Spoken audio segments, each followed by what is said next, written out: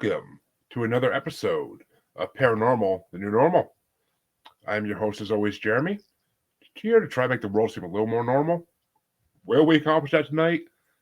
Maybe. Unlikely, but maybe. We'll see. But of course, as always, I have a guest with me to do that.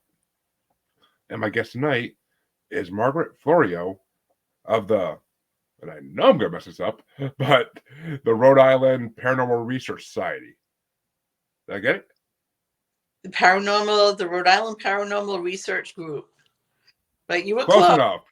You were close. Yeah. Our acronym is TRIPRG. So if you were to search for us online, that's what you would use. And of course, I'll tag the group as well in the description of this podcast. But first things first, how you doing tonight, Margaret? I'm doing well. I'm sorry if you're under the weather tonight. I hope you feel better.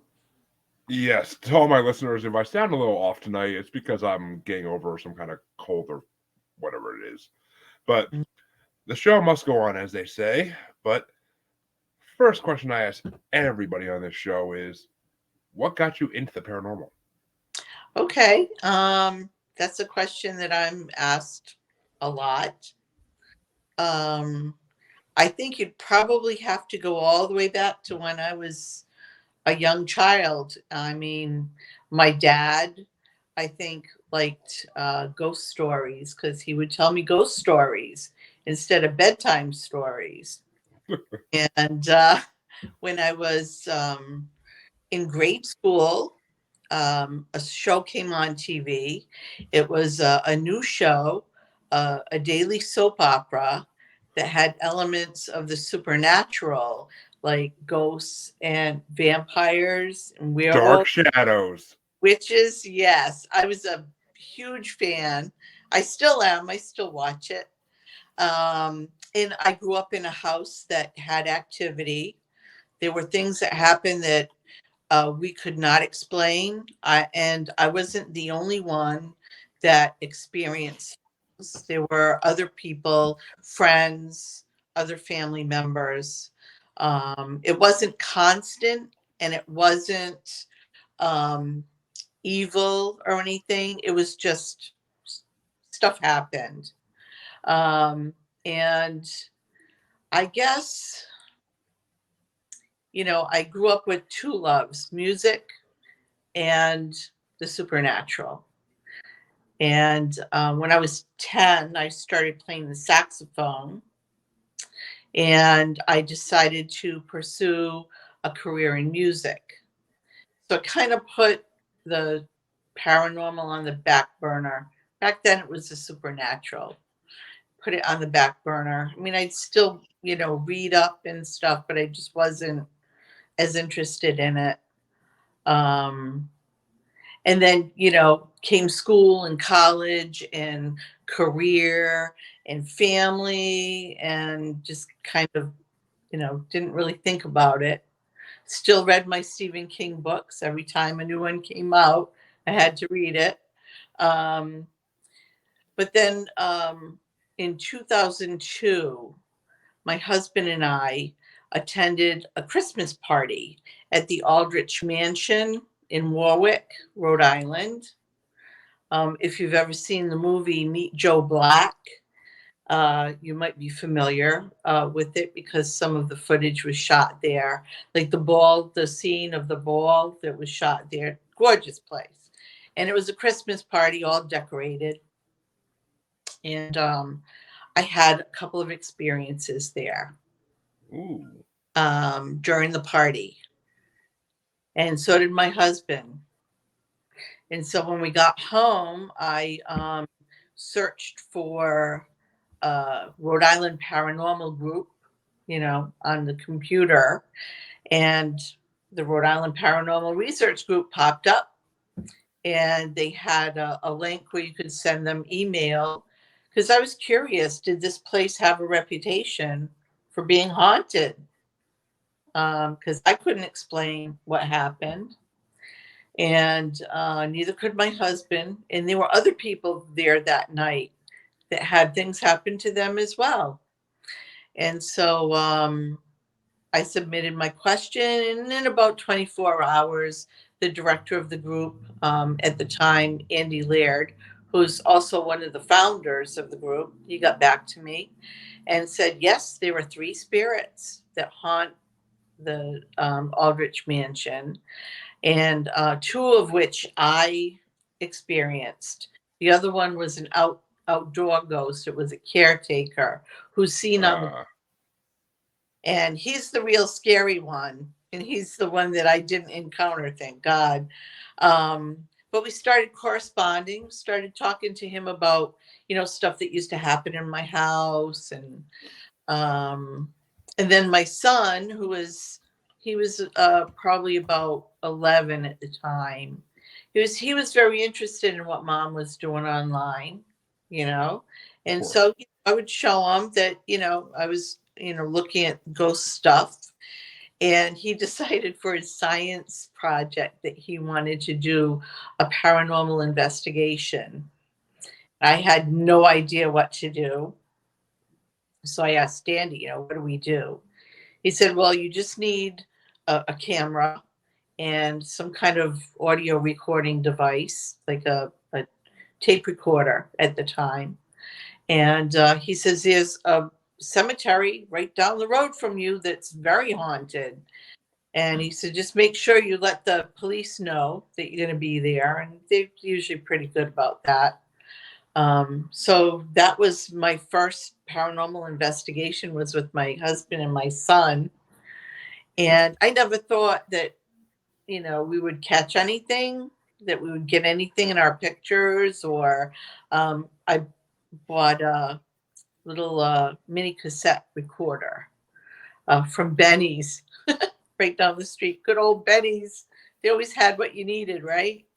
And went to this cemetery, spent about an hour there.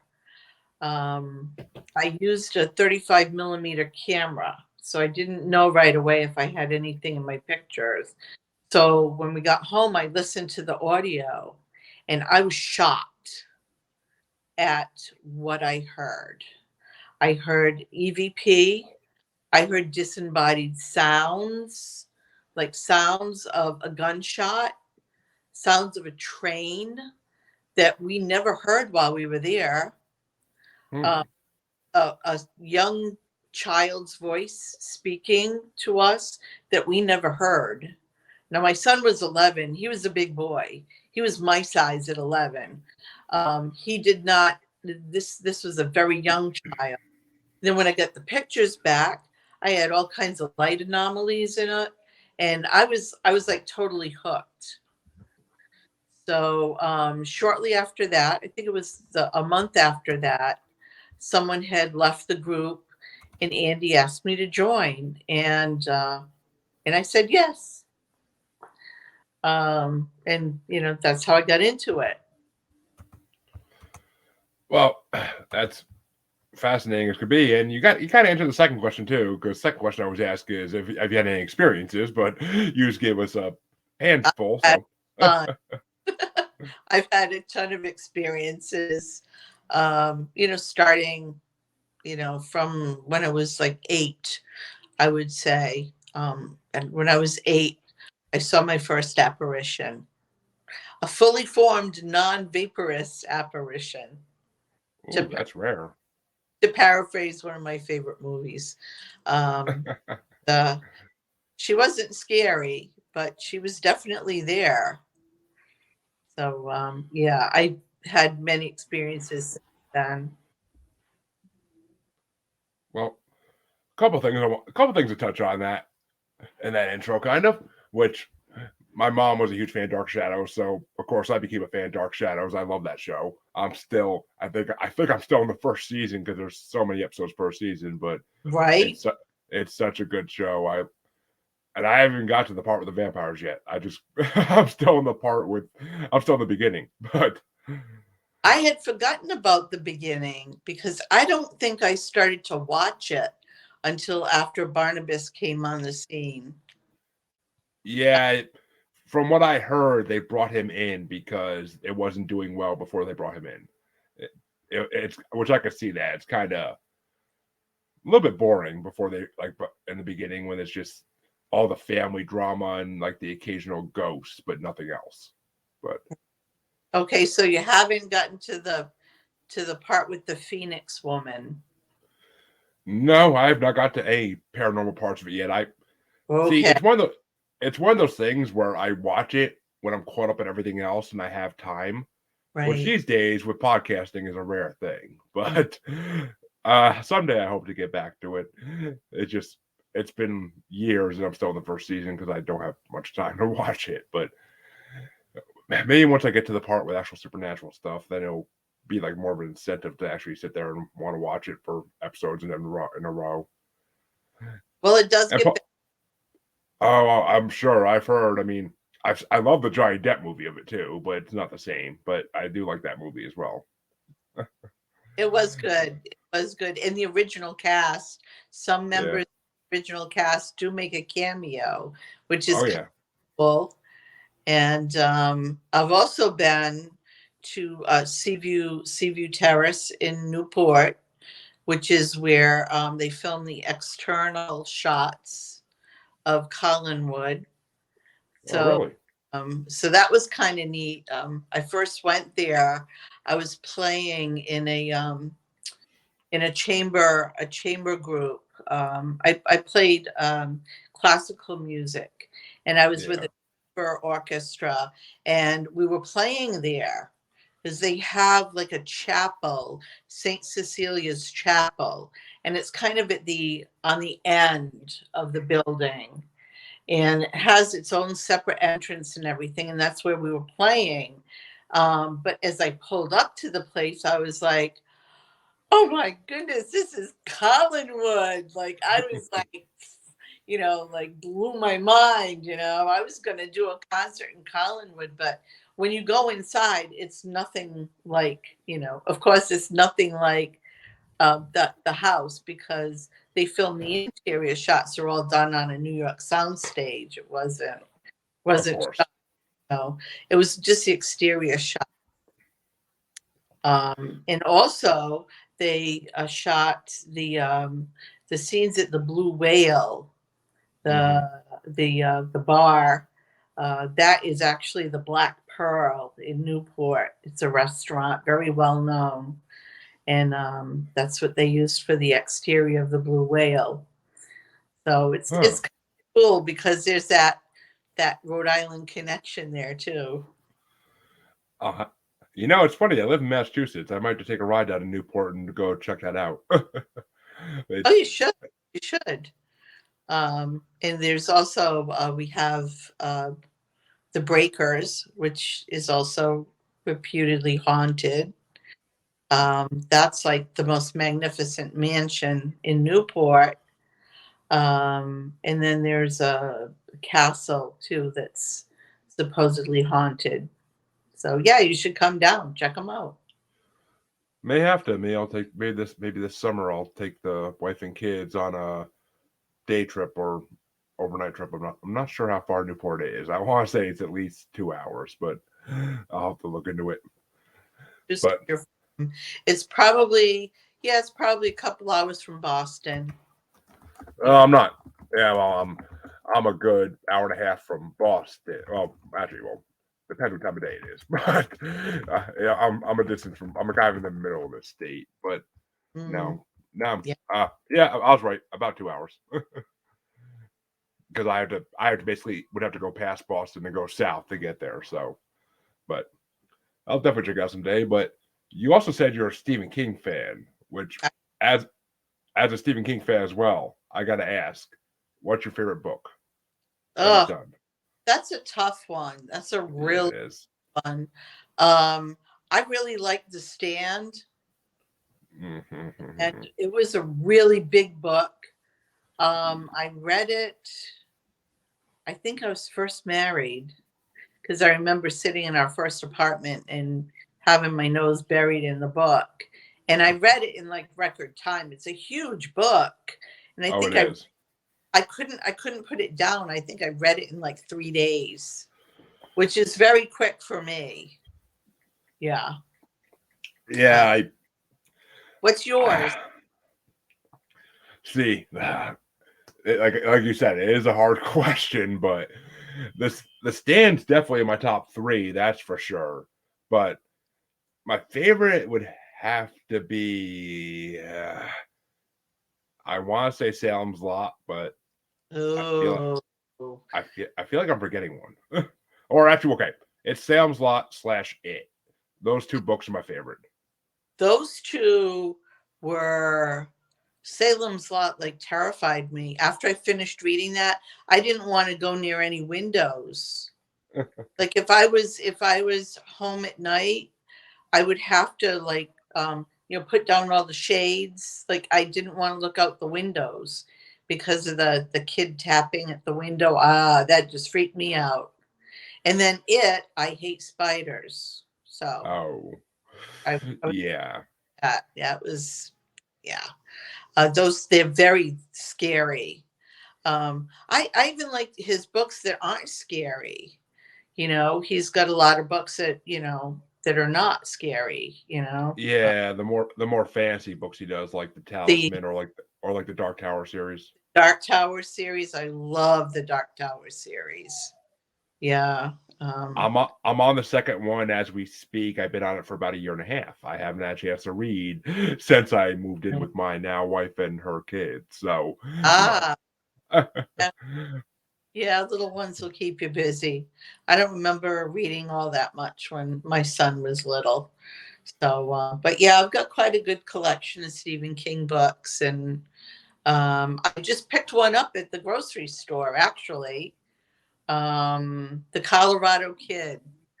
It's I saw that. Yeah, I saw that out there.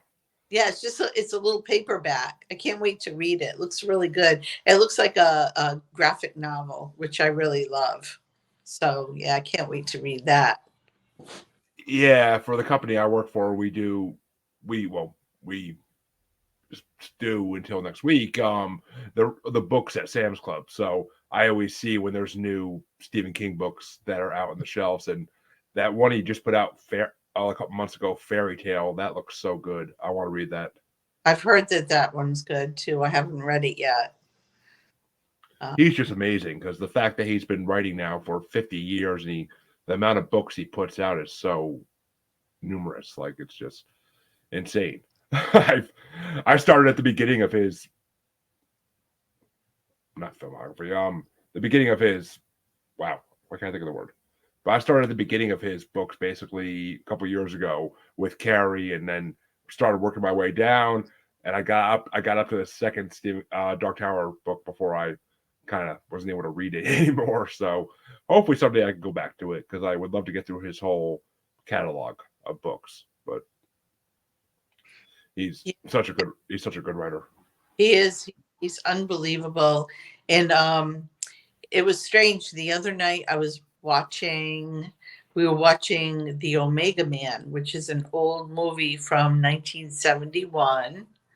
And I remember watching it when it came out. And it is really a horror movie. It really is. And I'm watching it and I'm thinking, wow, this reminds me of something. It reminded me of, I don't know if you've ever read the book Cell. Um, and it's a really terrifying movie about, people who are affected by a certain disease and become zombie like. And it's almost like The Stand. There's like a small group of survivors that band together and try to beat the zombies. And I'm like, oh my goodness, this is where Stephen King probably got his ideas for Probably. Stand and Cell and other books like that, where you have like this outbreak of sickness. Or this one in particular was germ warfare. The Yeah. Chinese and the Russians had dropped some bombs on the United States that were loaded with this bacteria, and it was germ warfare.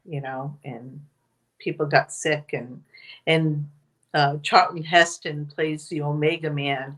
For the longest time, you think he's the only survivor, and all these like zombie-like people are after him. And I'm like, wow, this really reminds me of a Stephen King story. So I can kind of see where he might have gotten some of his ideas from that. You know, Yeah, it's kind of funny though, because like in Salem's Lot, I mean not Salem's Lot, in The Stand, there are like no zombies or any kind of creature like that. It's just literally you either die or you're alive still. Like there's no in between, right, which is weird. I mean, I never thought about it really till now, but I mean the trope of that of like an attack of some kind or a sickness in science fiction has been around forever. I mean, Night of the Walking Dead like started back in the 50s, but right, it's right, it's it's just weird. He had no. I mean, okay, well, with Randall Flagg as a villain, you don't need any creatures to attack people. right. Yeah, it's always like that one like leader of the evil group of people, you know. But yeah, it was kind of cool to see that. Which I mean, yeah, and which Randall Flagg is the penultimate villain of all time in a lot of his books. So I mean, Mm-hmm. that's why I personally can't wait for them to make the TV show out of the Talisman, because that's another book with Randall Flagg as the bad guy. So Right, right. He kind of tends to use the same either locations or people, or he'll slightly change the names of the people. Um, he tends to do that a lot. Use the same characters, you know. well, I mean, you write that many books, you're gonna have to recycle some material eventually. Right, right, But right. so, and I'm still tripping over the fact that you saw a full body apparition at 8 years old. That's Mm. amazing. Like there are people who would pay to be able to see a full body apparition instead of the see through figure or the like misty figure. But and Yeah, yes, I caught the Ghostbusters quote there. Just saying. But so yeah. let let me ask you this. Does the Rhode Island Paranormal Research Group only do ghost and spirits, or do they do like UFOs, like Bigfoot type investigations as well?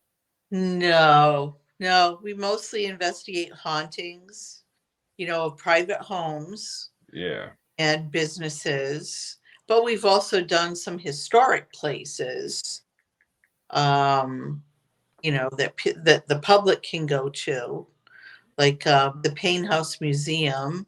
We were the first group to investigate that place. Um, let's see, Fort Adams. We investigated there and did ghost tours at Fort Adams in Newport for 5 years.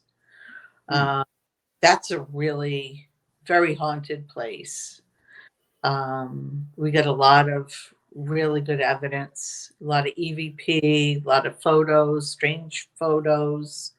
Um, Well, it's a fort. Was it used during the Revolutionary War, or? it was, but it's the way it looks now. It didn't look that way until after the Revolutionary War. Um, I'm trying to figure out like where all the spirits there would be from, like what time period. there wasn't there wasn't any battles fought there. Uh There wasn't any battles fought there. The battles were like inside the fort, like yeah. between the soldiers. Oh.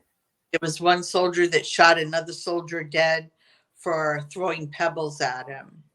And then there was one soldier that wasn't well liked, so he was beat up and thrown into a well.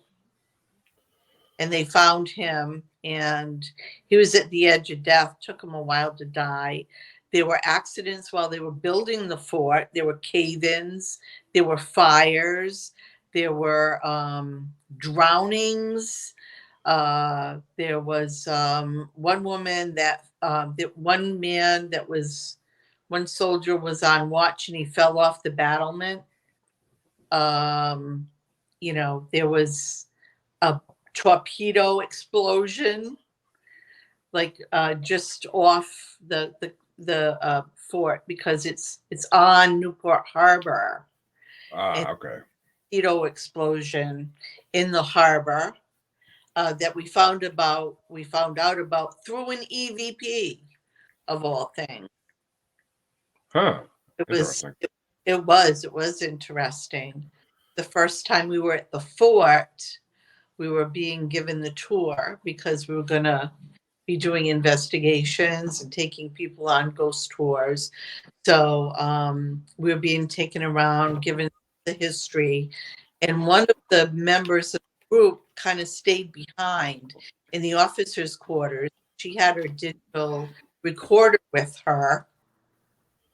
And she just asked the question, if there's anybody here with me, please tell me your name.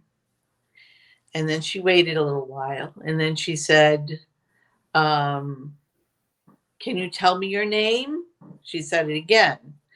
And then she went on to ask a few other questions. And then she said, if you spoke to me, thank you. I'll be listening to my recording device later. And so later on, after we'd been shown the place and she was already home, she listened to it.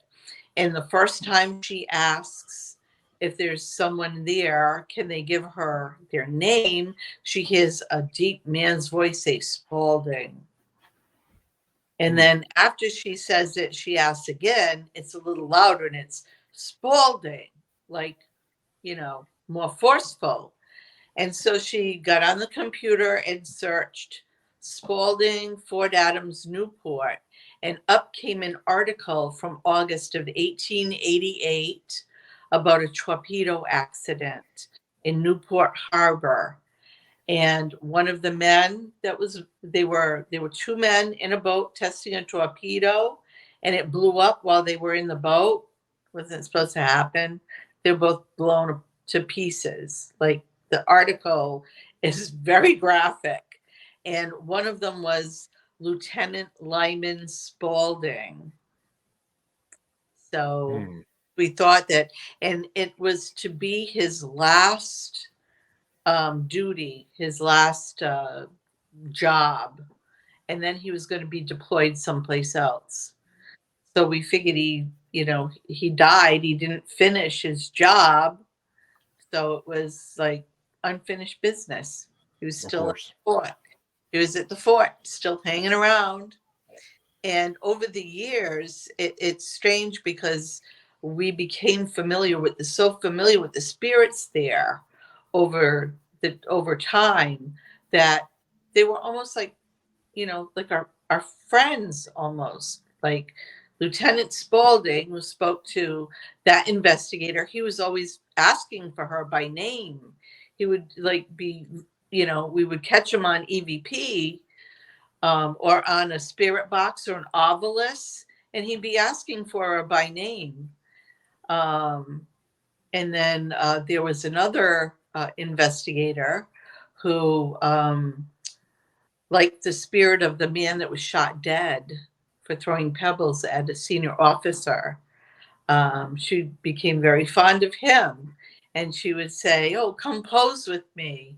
And, she'd have somebody taking pictures of her say, "Oh, come on my left side over here near my hand." And we'd take a picture and there'd be like a big orb right next to her hand. It was just bizarre. That's amazing. Yeah, yeah. And there were children that died at the fort because there was an outbreak of the Spanish flu in the early 1900s. 1918, I believe. Yeah. If I'm not mistaken. Yeah. But there was always like sickness and death there. And one of the spirits that I encountered over and over again was a woman. And I always experienced her in the powder magazine where they used to keep the gunpowder. Now, what was she doing in the powder magazine? I don't know.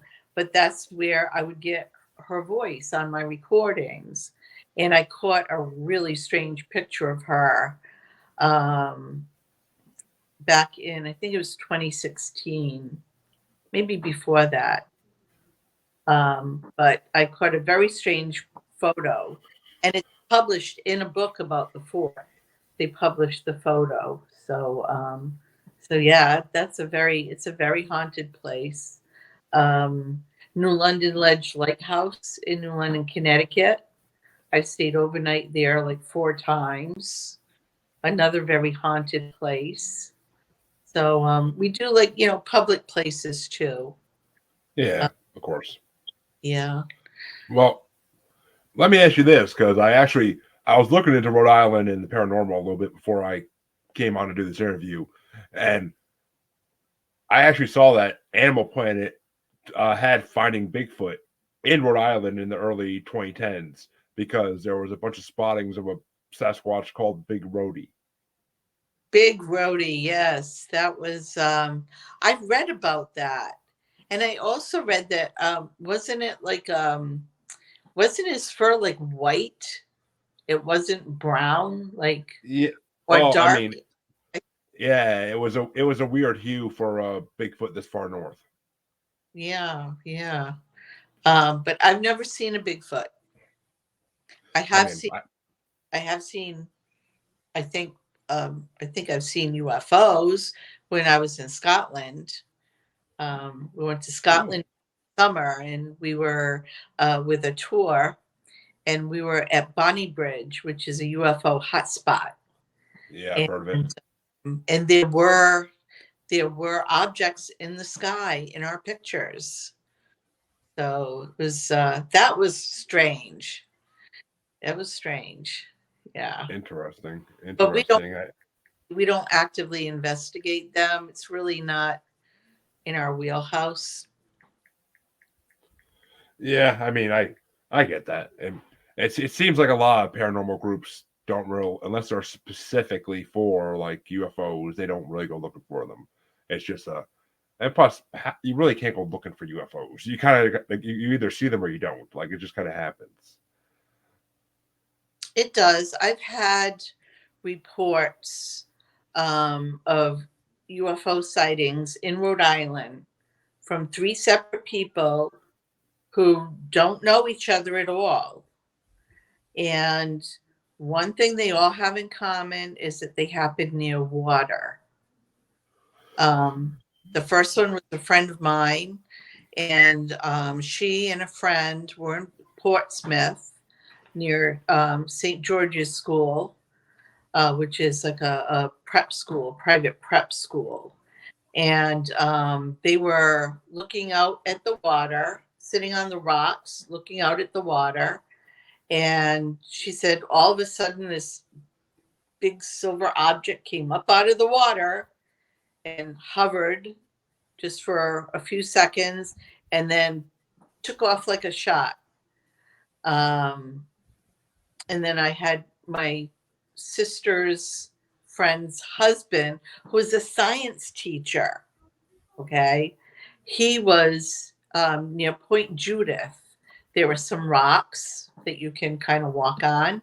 And he and his friends were on the rocks walking around. And he kind of went off by himself, and he was looking in a different direction. And he saw the same thing, this big silver object come out of the water and hover and then took off. We were working a case, a private home in East Providence, which is, East Bay, what we call East Bay. And the client told me that they were at a playground with their kids and their neighbors with their kids, and we're just hanging out at the playground, and it was starting to get dark, and they saw like this orange light, just this big orange light that was just kind of, hovering, and then it would kind of move and then, move around and stuff. And then it just like, there was another one, and they were just kind of moving around, and they were standing there watching these things, and they all of a sudden they just blinked out one by one. They just blinked out. And the playground was near the water. It was near the Providence River. So, which is kind of off the bay. But yeah, a lot of people in Rhode Island have seen UFOs. Well, I Um, mean, the Northeast in general is well known for UFOs. I mean, the town I live in is a UFO hotspot. A lot of people think it's because they siphon the metals out of the mountains that we live on, and they use that as fuel. I don't know if I agree with that, but I mean, it's a plausible theory, just like all the other ones out there. mhm. And there's been a connection for a long time with UFOs coming out of water. I know there's a bunch of lakes in the West Coast too, where people have spotted UFOs coming out, which would make sense. I mean, if they've been coming here since before we were smart enough to know what they were, they could have easily built underwater bases, and that's where they go to park their ships at when they want to stay here for a while. So, I mean, makes sense. Yes. Plus, we have the military industrial complex here. We have Electric Boat, which is big in Rhode Island and in Connecticut and in Massachusetts. Yep. Where they're building, nuclear submarines and stuff. And UFOs have been known to be very interested in like military bases and places like that. So that might be another reason why we see a lot of them here. Very Uh, true. I mean, whether they're interested in it or whether they're lending a hand with it, who knows? But yeah, yeah, I mean, I trust the U.S. government about as far as you can throw them. But yeah. because I mean, they waited till what an international pandemic to tell us, oh yeah, UFOs are real. We've known about them for years, but we're probably going to tell you guys about it. It's just My husband thinks they're kind of spoon feeding us, giving us the government mm, releasing little bits of information at a time, so that when we finally, see, when they're finally, the more we see them, it's going to be less of a shock. Maybe people won't panic as much. I don't know. I yeah. I that, mean, it makes sense. That's why I've been believing for a long time too. Is that I keep telling everybody, I'm like, wait till the next pandemic. They're going to admit Bigfoot exists. I, I don't know. I mean, they're finding new species of animals all the time. Who's to say Exactly. it isn't one of those species of animals that um, just is very rare? So people don't see it a lot, but enough people see it that it probably does exist. It, in my mind, it basically has to exist at this point because there are so many sightings in the United States alone. Not even the rest of the world, which don't even get me started on that. But the United States alone, even if 80% of those people were making up tall tales, telling lies, that's still a lot of sightings. Like it's almost irrefutable evidence at this point. And in this day and age with Facebook and all the other social media sites, the pictures I see posted on an almost daily basis of what people think are Sasquatch glimpses that they get. Some of these pictures I can't think of a way of being a skeptic about it. Because I look at it and I'm like, no, can't be that, can't be that. Like it has to be something that we don't know about. Unless the people that are posting them are hoaxing you, Well, are but faking, you know. there are certain. I mean, it's possible, but once again, I don't think every single one could be a hoaxer. I mean, I follow this profile on Facebook. I think they're called book authors Joseph and Annie. They live somewhere in the United States. I'm not sure where. I think they told me before, but I don't remember, and they wouldn't want me to say anyway. But they live on a reserve in the middle of the woods, basically, and they swear they are surrounded by a Sasquatch clan, family, whatever you want to call it, and they refuse to let people know where they live exactly because they don't want anybody coming up to disturb them. And they post pictures every day, like every couple of days, of basically it looks like just trees, but they draw outlines and you can kind of see something there. And I mean, I'm not saying they never put a full crystal clear picture or saying, here it is. But I mean, then again, why would they? They don't want to get that they're taking them from like 300 feet away, 500 feet away pictures because you don't want to get that close because then it's just going to either A, attack you or B, run off. Right. Right. So, I mean, I don't know. I feel like Sasquatch has to, I feel like it has to exist. I feel like it has to. I mean, plus, I've had people on my show from Small Town Monsters who go film their documentaries about Bigfoot, and they found proof of it in the Olympic Project. They found proof of it in Alaska. They find a lot of proof of in different places they go. So, Yes, I follow a lady on Twitter who is a Bigfoot hunter, and she lives in Washington State, which is a beautiful, beautiful country. But there's a lot of old forests and stuff, and there's a lot of streams and stuff near where she lives. And she does, the plaster castings. She finds the tracks and she does the plaster castings, and she takes pictures of the um like they make like stick teepees almost. They're all yes. lean-tos, and she'll say, "Oh, this is a Bigfoot nest," and you can tell it's some kind of shelter. And I think it's interesting. I've never seen one, never seen an alien either, but I'm not going to say they don't exist just because you know. Yeah, I mean, I've seen UFOs as well, but I never seen a Bigfoot, never seen an alien. I mean, well, I never seen an alien I know about by chance. I mean, have I seen one in human suit? Who knows? But that's just the way it goes sometimes. I mean, you just can't know these things until they're actually proven, and that's the biggest problem with paranormal is you can't a lot of stuff we can't prove right now because we don't have the technology. No, no. I don't know if we'll ever have the technology to absolutely prove it, like irrefutable proof. I don't think it exists because no matter what you tell someone who doesn't believe in it, they're not going to believe it unless they experience it themselves. They You know? literally would have to capture a live Sasquatch or get one to agree to come with them, and that way they could prove to the world they exist. But in a way, I kind of don't want that either because then the jerks of the world will be trying to hunt it, and that's not something I want. Right, right. That's true. Because I mean, it's just sad.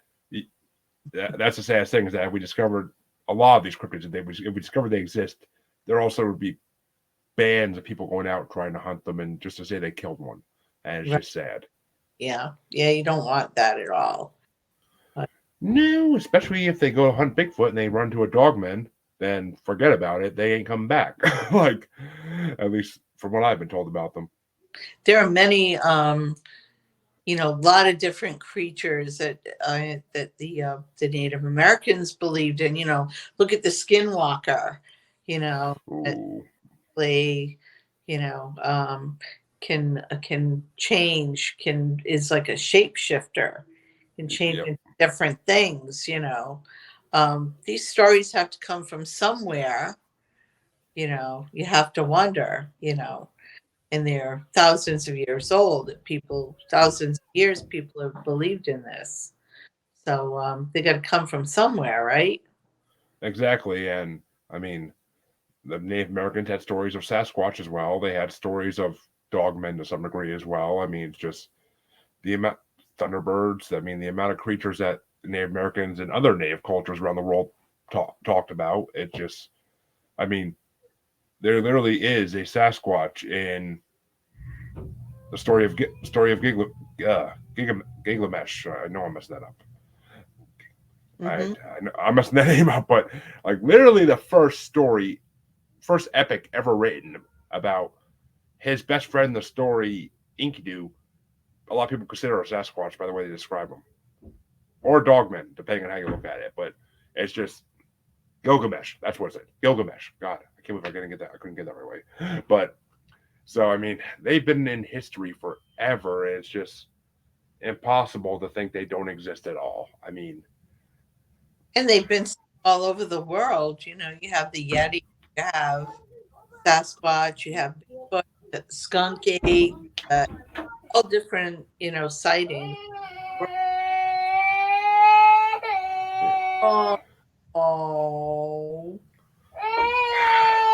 Yeah, I mean, you have the Yowie in Australia too. It's just insane, which is why I'm getting driven right now. But yeah, I mean, there's just so much proof around the world of these creatures that we can't do anything but know that they exist.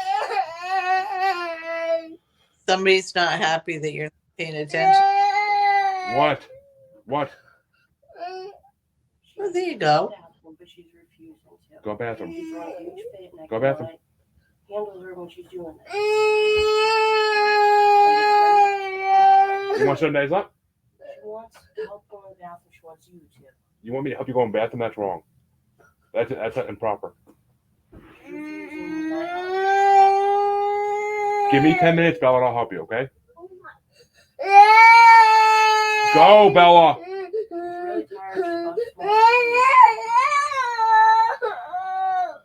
Oh. Sorry about that. She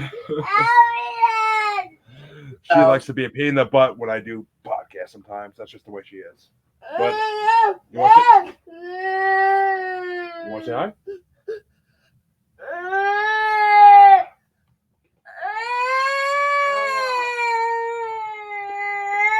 I've been trying to. Kids, I swear, a 5-year-old will be your worst nightmare some days. Oh, poor thing. Then we just leave screen time for like a minute. Get her to go to the bathroom and then put her to bed. Give me 1 minute, please. I'll be right back. Oh, sure. Right ahead. This one last 15 minutes now. It's just, we're not going anywhere. Come on, enough. Oh, wow, you are soft. Look at that. You gotta go pee so that way you can go to sleep. And then you can go watch Margaret in the bed or something. You're going to sleep. That watch like this? No, pee weeks in a row. You got to rest, bro. Are you going to help us? Bella, I'm leaving you here. That's fine. Then what do you want? She's tired. I'll put you to bed. Because it's picking. Bedtime. And she has to pee really bad. How you know? Because she told me. All right, then go pee.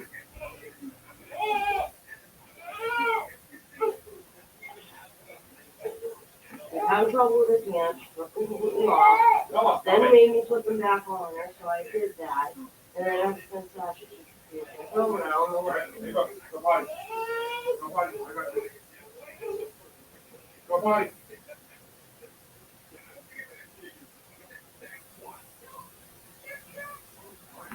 Want anything to go potty? Oh, crap, that's what it's Want anything to go potty? If you hurry up and go potty, he'll put you back real quick. No, hurry up, Bella. He's running out of time. It's not bad. Like, I give you one thing or you want to go?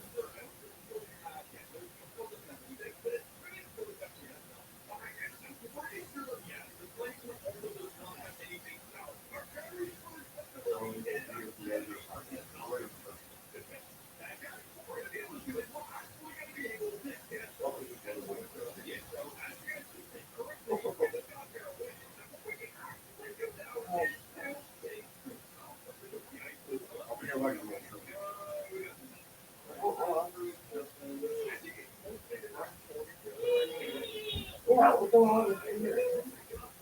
What, Bella? Get over your leg, come in. Don't look when she does it. I'm not okay. What the? Then you deal with it. She has on the When you're done, can you go to bed? By yourself? Are you done? You done yet? He'll help you bed.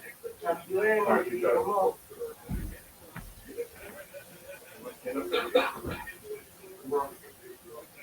And then yeah, child, have 2 minutes. Relax. Oh.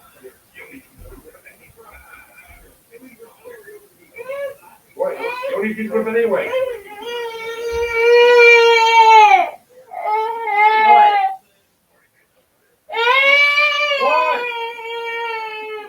murder? No, not at all.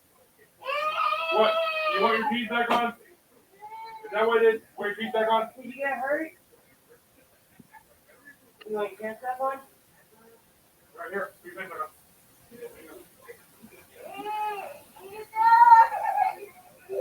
Really, girl? Your turn. Right?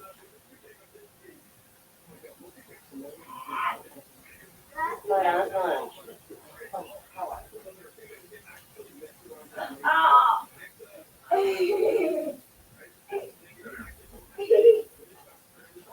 Sure. Yeah, you remember the water? It was right here. Here, Mom. Sit down.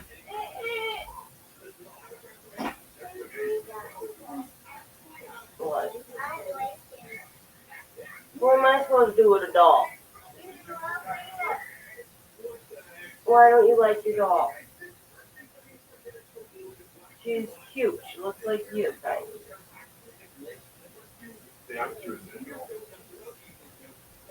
Well, I'm cute just like you.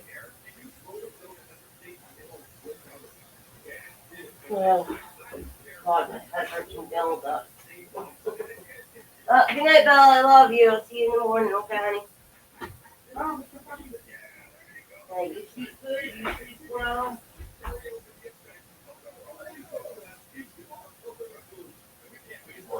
Jeremy, get in here now.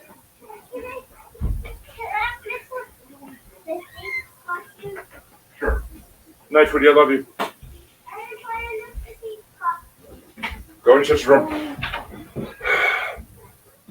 Sorry about that. That's okay. She was starting a little bit of a fit. You know. No, Rob, I wasn't being mugged. I had to deal with a 5-year-old, which is worse than being mugged. Oh God, kids. They want it, so yeah. I remember. We were talking about Bigfoot. Yeah, we were talking about Bigfoot and what would happen if they found him, and admitted it. But and actually, I wanted to ask you, since you were in Scotland, did you go to Loch Ness? I did not. Oh. That was not on the itinerary. Some of the people on our tour had arrived like the day before, or even a few days before, or they stayed on afterwards and went to Loch Ness. But nobody saw the Loch Ness monster or anything that, looked vaguely like it. So, Yeah, but I mean, beautiful country up there.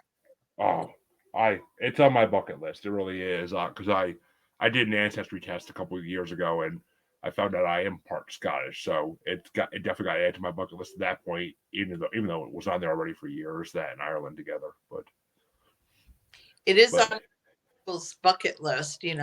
People that are into the paranormal, and there's so many haunted places. We went to Edinburgh Castle. We went to Mary King's Close. We went to the Edinburgh Vaults. We went to several castles. We went to up in the Highlands. We went to a couple prisons. It was, pretty crazy. And a lot of places are haunted and have been haunted for hundreds of years. So it's different dealing with a ghost that's been dead for hundreds of years rather than one that, has only been dead for, maybe decades. So it's a little different. Yeah. Oh God, just to be able to, just if there was a way to talk to those ghosts and just see like everything they saw while they've been stuck on Earth. Right. Yeah, it'd be amazing. Yeah, I did use a pendulum quite a bit because they seem to be able to manipulate that really well. As far as the electronics go, they don't really seem to like them very much. But we Makes did sense. have some good luck, just with recording devices. Catching EVP was pretty. We were pretty successful with that. But it's an awesome place. I wouldn't mind going back there. There's just so much to see and do. Yeah, I mean, it definitely seems like there would. I mean, well, there are so many countries in this world I'd love to visit, but Scotland's definitely on that list. I mean, then I would love to go to Australia and try to find a Yowie. But Oh, there you go. So, do you have a bucket list place? Like, if you could go anywhere to investigate? I'm sorry, I missed part of that. Do you have a bucket list place that you would love to go and investigate?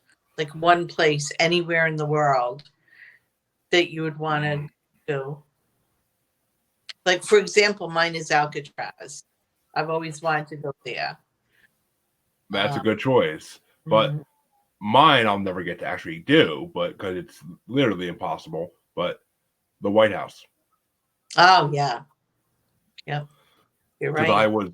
I was very big into presidents when I was a young kid. I was very big into the history of presidents, and the White House is said to be haunted by several former presidents, several former first ladies, several former employees. I mean, it's just supposed to be a very haunted building because of the history in it. So I would love to go to. I actually had someone on my show a couple weeks ago who she, with the help of a medium over 7 or 8 sessions, she wrote a book about her talking to Thomas Jefferson. Wow. It's called The Metaphysical Thomas Jefferson. And I mean, I believe that Jefferson talked through the medium, but the stuff he said about his fellow founding fathers, the stuff he said about what he thinks about religion nowadays, what he thinks about education nowadays, like it's kind of mind blowing in a way. Like it's interesting to be able to see like a founding father's ideas on like what they built to what it became now. Right. I mean, there's even a chapter in there on what he thinks about or what he thought about slavery, and like compare. I mean, because as everybody knows, Thomas Jefferson was one of the most famous slave owning presidents, supposedly, but I mean, he basically, I don't want to give away too much, but he basically described it to her as a burden he had to carry that was just the norm back then. He didn't agree with it, but it was the norm and it was the way to get things done back then. Right. But yeah, I mean, I would love to be able to talk to Lincoln. Like that's my dream, is to talk to the ghost of Lincoln, and because he was into the paranormal, and that would just be such an interesting conversation if I talked to Lincoln. Like to me personally, that just would be so fascinating. Definitely. Yeah, the White House would be an awesome place to visit and to investigate. But yeah, you're right. There's no way that you're going to gain that kind of access. The only way that would ever happen is if the United States fell somehow and the White House became just another abandoned building. If it was like the Stand, then maybe I could. But until that day, I don't see it happening really, and it's sad. I mean, you think they would do some kind of ghost tour in the White House, like around Halloween each year, that people could pay to go do, and like I don't know, like of course you wouldn't be allowed in certain areas like any other tour of the White House, but they still should let some paranormal investigators go in there just to have some, if for shits and giggles, if nothing else. I mean, just to see what they find, because maybe if we get a president that's into the paranormal, he'll allow it. Which these days, that's more and more likely to happen in the future because more and more people are into the paranormal now. It is. Hence the name of my show. It is the new normal. So It is. I was at my ear doctor's and I mentioned that I was a paranormal investigator, and I thought he was going to laugh at me, and he was like, "Oh, this building goes back to the late 1800s, and it belonged to so and so." And he says, every once in a while, one of the doors will open by itself, or one of the doors that it's open will close by itself, or something will move, and we think that it's him just coming back for a visit. So it's just like, maybe, 30 years ago, 40 years ago, we'd be laughed at if we ever said something like that. But now it's like, oh yeah, we have a ghost. Oh yeah, I mean, I've experienced the same thing. I'll be getting my hair cut at the Supercuts in town, and I'll mention to the woman, like, she'll see me on my phone doing something, and she'll be like, "Oh, she's like, what's that?" I'm like, "Oh, that's my paranormal podcast." And she's like, "Oh, my daughter and I are both sensitive. We have a spirit in our house we talk to." And I was like, and like anywhere you go, you bring it up, like people have stories about it. It's just, it wasn't like this when I was a kid, which is why I kind of got out of the paranormal for a while when I got in my teenage years, because it wasn't something that, if you talk about it, you're the weird kid. You're not the popular kid. Right, right. Nowadays, a lot of the popular kids want to be paranormal investigators. Like, it's just the way it goes, unfortunately. Well, not unfortunately, it's a great thing now. I mean, I love it. It's not, I mean, it was, I liked it a little better when it was like a click type thing, where like it was the few that were into the paranormal, like, could band together and be friends. But now it's everybody, which is good. It's good. It needs to get out there more so we can find out more. The more people looking for things, the more likelihood of finding something. But at least it's my theory. Well, our group has been around since 1984. We're one of the oldest continuously operating paranormal groups in the Northeast. As far as I know, only one is older, and that's the New England Society for Psychical Research, which was the Warrens group, which I think they started back in either the 60s or the 70s. But when we first started, there was only one other paranormal group in Rhode Island. And there was one guy that owned like a metaphysical shop, and he did paranormal investigating as well. And that was in us, and that was it. Yeah. And now it's like there's got to be at least a dozen in Rhode Island, which is a small state. And it just seems to have turned into like kind of an interesting, what was like an interesting hobby that you could kind of learn from and explore. It's turned into like a moneymaker, a big moneymaker for a lot of these places that have ghost stores and that kind of thing. And Yeah, I mean, yeah, which of course means there's more scam artists out there now trying to make a buck off tourists, which isn't a good thing. But right. I mean, when it's done right and when there's actually hauntings and ghosts to do a tour for, then yeah, that's great. Then if you want to make a little money off it, people are willing to pay, then why not? That's the American dream. But if you're gonna try to scam innocent people out of their money just so you could make a quick buck and not show them anything, then, and plus with these days with Yelp and all the review sites out there, if you do that, you're not gonna last long anyway because people are gonna review you. Yeah, that's true. That's true. So I don't know. I just like everything in life nowadays, you just gotta take it with a grain of salt. Right, right. I mean, You it's know, the same with psychics. Same with psychics nowadays. Like, there are so many psychics and mediums out there on Facebook, on Instagram, on Twitter. I mean, I get messages probably every other day at least, like, "Oh, your name popped up to me. I'd love to give you a reading. I accept donations." So I'm like, "Yeah, no." Like, I don't have the spare money to be giving you donations. And two, if you really want to give me a reading, do it for free. Like if it really came to you that you should give me a reading, you'd be doing it for free. A real psychic would do it for free. Not someone who's just trying to make money would want donations. But Right. so I mean, I don't have anything against, psychics or mediums or tarot readers or whatever, making money. I mean, they have to earn a living too. of course. I mean, but some of them are not, not real. And Yeah. that's a problem. Um, it seems like they've all come out of the walls. Everybody's a medium, everybody's a psychic, the newest one is everybody's an empath, you Yep. know. And it's, you got to wonder, are there really that many psychics and mediums and empaths out there? I don't know. I really don't know.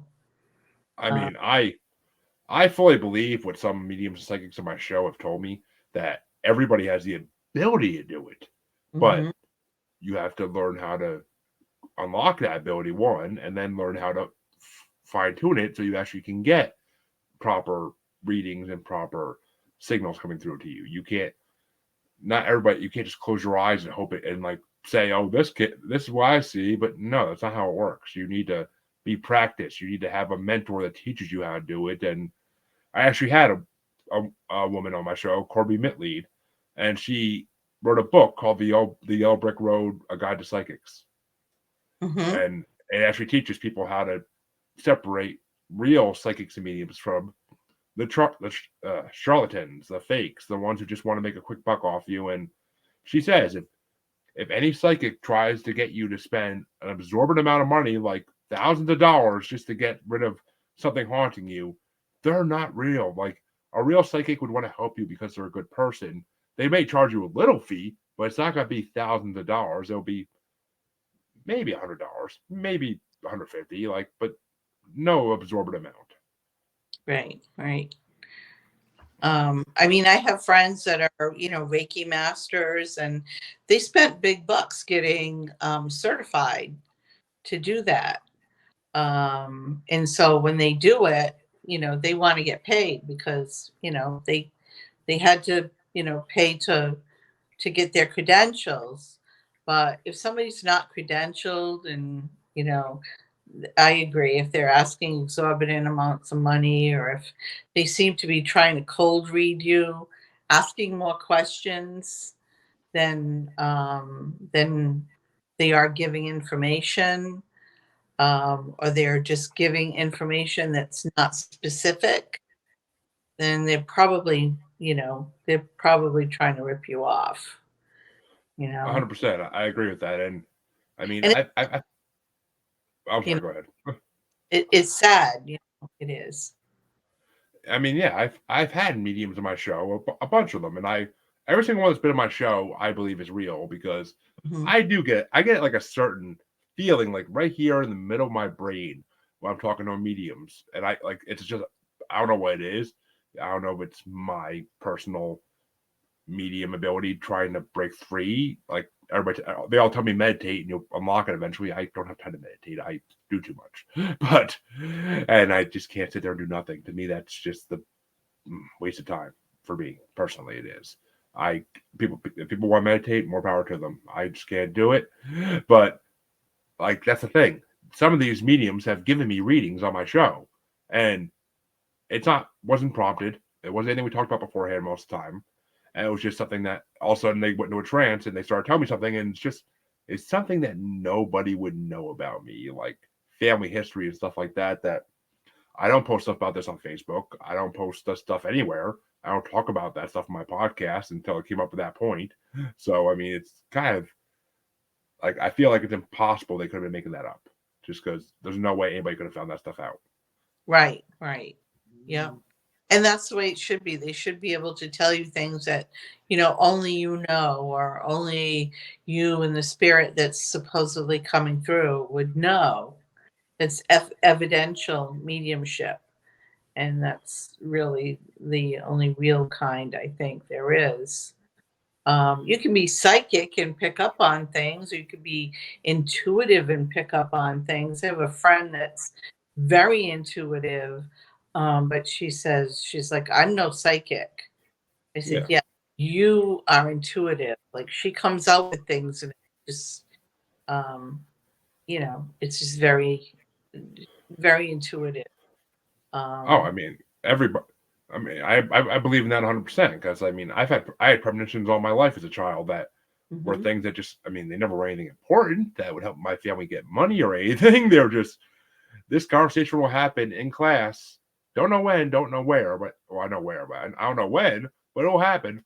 And then a month later, I recognize this conversation these people are having. Why? And then I was like, oh yeah, I dreamt about it. That's deja vu for you. And Yeah, I didn't think anything of it, but I mean, I was just like, I always thought it was just weird. But yeah, yeah. Deja vu is very much like, having premonitions about things happening. Yeah, that happens to me all the time. Um, but yeah, yeah, and I think it happens a lot with children. I think children are a little more open, and oh stuff god, that yeah, happens to them more than it does adults. yeah. Well, I mean, it's that's definitely true. I mean, I never saw. I mean, I was brought up in a house that was built when I was 2 years old, and I lived in that house until I was 20. So I never saw anything because it was a brand new house on untainted land. So I never saw anything growing up because there was nothing to see. There was no spirits because it used to be a fruit field basically. I think it was wild raspberries, if I'm not mistaken, but it used to just be a fruit field. And like after that, it got plowed and became like a football field for local kids to play football in. That's all. And then eventually my parents bought it, but it's just I never had any experiences growing up until I met my now wife in her house in the Bridgewater Triangle, and then in the house I bought that I'm in now, there is a spirit of the original owner that's here. I had one of the Massachusetts Paranormal Societies come in a little over a year ago to do an investigation. But Mhm. so yeah, Raleigh, if you're listening, thank you, buddy. You've been a topic of my show a lot of times, but uh, trying to get trying to get rid of him actually because he killed a lot of my wife's chickens, so she wants them gone. But Oh no. yeah, my wife had her chickens in the back of the garage because there's like a back part of the garage it basically was set perfectly to be like a chicken coop, Mhm. and we had them in there originally, and then a lot of them started dying suddenly overnight, and we didn't even know some of them died till we cleaned it out after we moved the chickens. Like that, there was bodies buried underneath the shreddings and stuff. The other chickens must have just brushed the shreddings on top of it, and according to what the investigator said and what mediums on my show have told me about it when I asked them questions about it, he doesn't believe that chickens belong in the house. But Ah. now they're in the shed on the side yard, and and none of them have died since. So, So well, then I do except from that. wild animals, but that's natural. Right. Yeah, that unfortunately happens. But it's funny that you should say that you moved into the brand new house when you were about 2 and you moved out when you were 20, because that describes my situation perfectly. The house we moved into, I was about 2 years old. It was brand new when we moved in, and I lived there till I was married, at 20. But there was something there. And I think it was something, it was the house was built, it was a brand new house on a brand new street. A lot of it was filled in. I did some research and I found out that it was a former part of a farm at one time. Oh, And if you remember, like, back in the olden days, on a farm and you passed away, you didn't get buried in a cemetery. You got buried like out under on the yon phone. oak tree. You know what I mean? Yep. And there were 3 spirits that were seen in the house. And I believe that maybe when they built the house, they put it on top of their burials because, back in the 1960s, or like I say exactly when, but back in the 1960s, I don't think they had like the regulations, or they might have, the stones might have been gone or might have sunken in the ground, and they weren't aware that there were burials there. Like I said, a lot of it was fill. Yeah, I think that's what happened. I think there were the house was built on a few burials. And my mother used to say that the guy that built our house he was a kind of a crook. He was kind of, shyster. And, Yeah. I understood what she meant by it. And after she passed away, my dad told me, he said, your mother never liked that house. Now, she never talked about seeing ghosts or spirits. And if I started talking about it, she would say, oh, it's your imagination, or you were dreaming, or, she would find some other explanation. But I think maybe she could sense something, or she may have experienced something, but didn't want to say anything because she was afraid that, she would scare me. Um, but yeah, it doesn't have to be an old house to have spirits. But the land has to have either someone had to be buried in the land or died in the land, or I mean, it has to have something. Or may have come in with someone Attached. Yeah. We've had instances where there's a cemetery down the street. When the people moved in, they're like, oh, let's go check out that cemetery. And, a spirit that was hanging around just followed them home. It happens. Or they were in a place that was haunted, or maybe they were playing with a Ouija board in the house and called something in by accident. So a place doesn't necessarily have to be really old to be haunted. It can be brand new, Oh yeah, it's possible. I mean, the whole poltergeist scenario where, oh, but you didn't. You said you said you moved the graves. You only moved the tombstones. But I mean, it's just, I mean, it's possible. But I mean, I never experienced anything when I was a kid in that house, and I'm pretty sure my brother never did either, or my parents. Like, it's just, I was creeped out by the basement, but I think it's just because it was a dark basement and I was a kid. But I don't know. I never experienced anything in that house, and I'm pretty sure no one ever did that came to that house. But basements and attics are creepy. That's for sure. They're the two creepiest, spots in a house. Everybody says, "Oh yeah, when I go in the basement, I feel like I'm being watched," or I think I hear things, or it smells weird, or it's just a basement, But yeah. But I thank you for coming on, Margaret. It's been an amazing episode, and I think we had a really good conversation about a lot of different topics, and it always makes for a good show. Yes, I do. Thanks for having me on.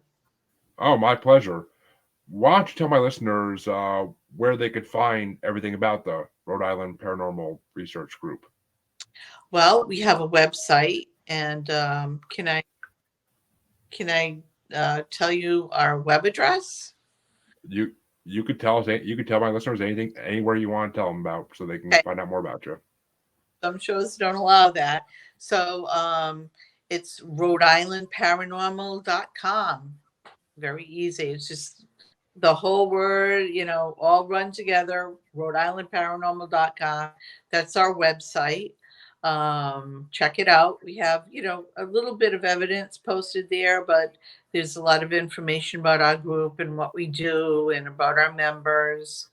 And there's a way to contact us too if anyone's interested. We've been trying to rejuvenate our mentoring program. It kind of took a hit during COVID because we really couldn't mentor any students. But right now, I've been reaching out to all the local colleges to see if we can get some students to mentor. And what we do is we teach them about paranormal investigating, take them on investigations. Hopefully they'll be interested enough to join us as members. If not, they've had a good experience. They've had a basic education about paranormal. They've learned how to investigate using all the different devices and stuff that we use. And they learn our procedures and protocols.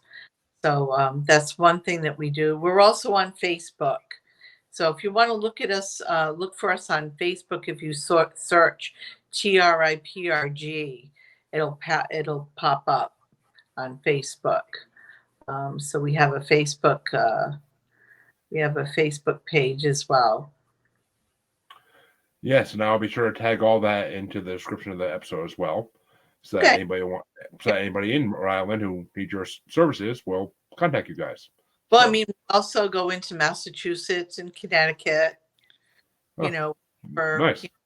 Hampshire. We've done cases in Maine. We've gone all over New England. So Anawan Rock is one of my favorite places too. I think that's a cool place in the Bridgewater Triangle. And also the forest there that's near New Bedford. That's a pretty cool place to investigate too. Yes, I've spent a lot of time in the Bridgewater Triangle due to my now wife, and it is creepy as all hell there. But I've walked those woods, and you definitely feel like you're being watched. Freetown Forest. Freetown Forest. Yep, I went. My wife and kids thought we were going hiking there. I was going squatching, but because that's a big Sasquatch hot site. You might see a puckwudgie too. Oh, I kind of want to. I kind of don't because of the stories I've heard. But yeah, I mean, I got dogs now, and I definitely wouldn't take them down there because puckwudgies and dogs don't get along. But probably not. But thank you for coming on, Margaret. It's been an amazing episode, and definitely might have to. Okay, thank you. Yes, and to all my listeners, you know where to find me. I will be back in half a week with the newest episode. Thank you for checking this out, and have a good half a week.